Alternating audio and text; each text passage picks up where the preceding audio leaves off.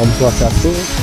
Perkenalkan, nama saya Kadar Sultani, mahasiswa Universitas Islam Singaraja, yaitu prodi Ilmu Komunikasi Agama.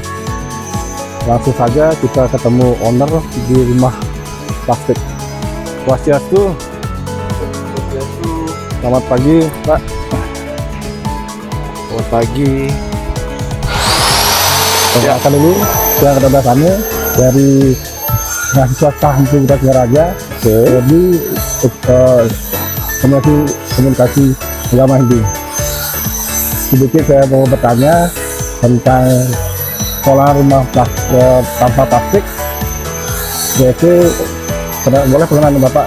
Boleh.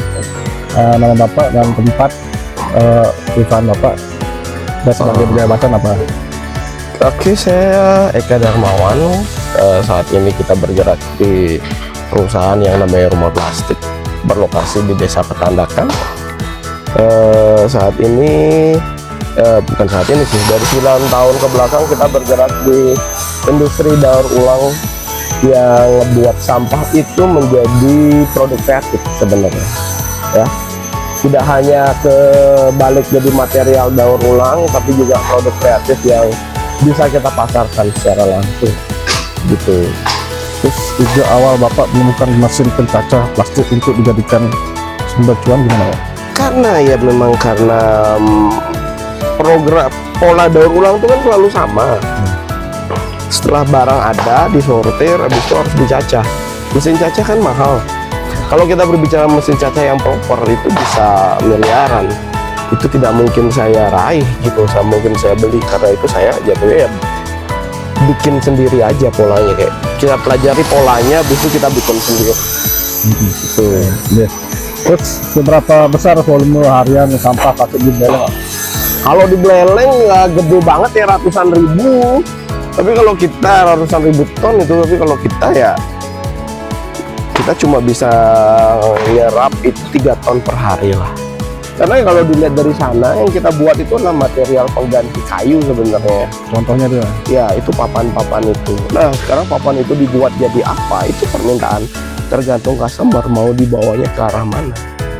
Kita tidak punya produk resmi, itu tidak ada. Tergantung customer lah minta apa gitu kita buatkan. Nah sekarang kena dampak atau tidak itu tergantung mereka mau ngumpulin apa enggak. Kalau untuk pengrajin ataupun seniman-seniman kayak tukang itu ya banyak yang kita ajak kolaborasi, dari tukang kayu, tukang besi itu untuk produksi produk. Jadi kayak sharing project itu ada. Nah jadi dampaknya itu lebih ke siapa yang mau aktif mengambil peluang, bukan jadi tidak diam-diam dapat income, itu enggak sih. Yang paling keren itu ya itu dengan PU, penggunaan sampah plastik menjadi bahan campuran aspal, itu sudah dari 2023. Kemarin Bulfest juga untuk backdrop sudah. Kedepannya juga untuk ya lumayan banyak lah bentuk kolaborasinya. Bentar lagi juga yang mencakup ke edukasi juga bentar lagi bakal launching. Alat pencacah terbaru ya sebenarnya itu modifikasi ataupun pembaharuan kita dari alat-alat pencacah yang kemarin, yang lebih kita sesuaikan dengan keadaan ataupun situasi di lapangan. Kalau dulu alat pencacah kita itu besar ya, pakainya mesin diesel gitu. Nah tapi dalam proses penggunaan ya minimal itu perlu 6 orang, belum lagi perlu banyak agar masuk operasionalnya, minimal perlu ngumpulin banyak barang dulu. Itu yang kita perbaiki. Sekarang mesin kita itu nggak lagi menggunakan solar, udah menggunakan listrik, belum perlu cuma 2 orang untuk mengoperasionalkannya, jadi dan tidak perlu numpuk barang dulu untuk bisa dioperasionalkan. Sebenarnya itu modifikasi ataupun dari alat yang kita buat, kita sesuaikan dengan keadaan lapangan tepatnya. Bagaimana alur rumah plastik mandiri di Beleng ini, Pak? Kalau alur sampahnya kita mulai dari biasanya bahan baku datang sampah itu kita drop di situ pertama. Ya.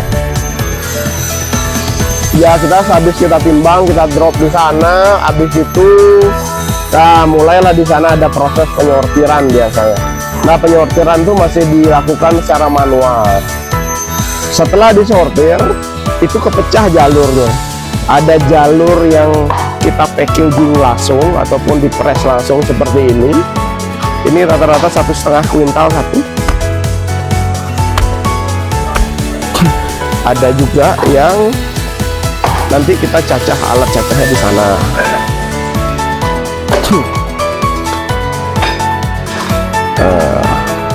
Setelah di sini udah dicacah nanti ya tergantung. Nah untuk mesin cacah ini kebetulan karena kita buatnya mobile, jadi di bawahnya ada roda, jadi itu bisa dipindah-pindah. Kita tidak mencacah itu tidak setiap hari, kapan kita perlu aja gitu. Jadi nggak harus setiap hari jalan mesinnya. Dari sini cacahan kita stok ya di soto.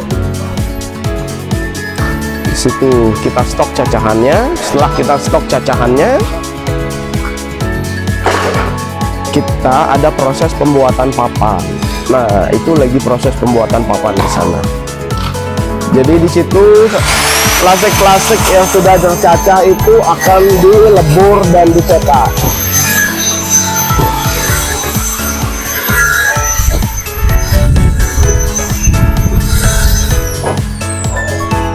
Pencetakan plastik itu tergantung dari ketabalannya, ya ketebalan yang diperlukan. Jadi tidak sama ya. Tebal 1 cm, tebal 2 cm, tergantung dari bagaimana bahan yang diperlukan nanti. Di pasang di oven ya. Ya, kalau terlihatnya di oven sih. Sebenarnya oven ini udah kita modifikasi total sih di tempatnya. Nah dari sono, setelah dilebur, baru di press dia di kedua mesin ini. Jadi kita setelah mulai lembek itu ada proses di press manual, kita press, ditekan dengan daya 20 sampai 40 ton. Setelah itu kita tunggu dingin lah. Nanti hasilnya bakal jadi kayak papan-papan ini. Nah nanti papannya dijadikan apa, yaitu ya tergantung permintaan. Kebetulan ini saat kita sedang ada project untuk bikin podium. Nah jadi ini masih dalam masa pembuatan. Kita bikin podiumnya. Ada juga yang kita bikin bikin meja, kursi itu udah biasa. Itu di sana ada papan-papan sisanya. Nah disinilah letak keunggulan kita itu adalah warna itu bisa di custom 100%. Jadi Anda mau warna apa itu bisa kita akomodir, disesuaikan dengan warna sampah yang kita kumpulkan. Selama warnanya ada di sampah, selama itu kita bisa membuatnya gitu. Nah dari sinilah nanti prosesnya sama kayak proses kayu, dan di saat nanti sudah ada barang sisa yang seperti ini ya, itu pun bisa diolah lagi nanti. Jadi nanti di sini tidak ada residu yang terbuang. Semua kepake ya? Semuanya kepake, semuanya terdaur ulang 100%. Sebenarnya kalau masyarakat sendiri sulit ya. Harapan kita malah ke pemerintah desa sebenarnya, agar mau meng-copy paste pola ataupun meniru pola yang kita lakukan, dibawa ke desanya masing-masing gitu loh Mas. Jadi di sana, di saat mereka berinvestasi di lingkungan, mereka tuh tidak tergantung lagi bawa kemana sampah mereka, dan semua sampah itu bisa mereka olah langsung di TKP. Tidak, jadi mandiri lah di pengelolaan sampah. Nah hasil dari pengolahannya itu bisa nanti dikolaborasikan, dikerjasamakan dengan kami. Jadi hasilnya itu bisa 100% kita serap. Apalagi mesin ataupun pola pengolahan sudah ada di sini, sudah kami ciptakan. dan kami akan bantu untuk persiapan ataupun bisnis planning pun bisa kita bantu. Bisa kok. Tapi lebih ke pemerintahan, pemerintah desa ya. Terima kasih Pak Eka waktunya untuk memperjelas untuk usaha rumah pabrik sampah untuk selanjutnya. Mudah-mudahan usahanya lancar. Tetap ya. Siap, terima kasih banyak. Terima kasih.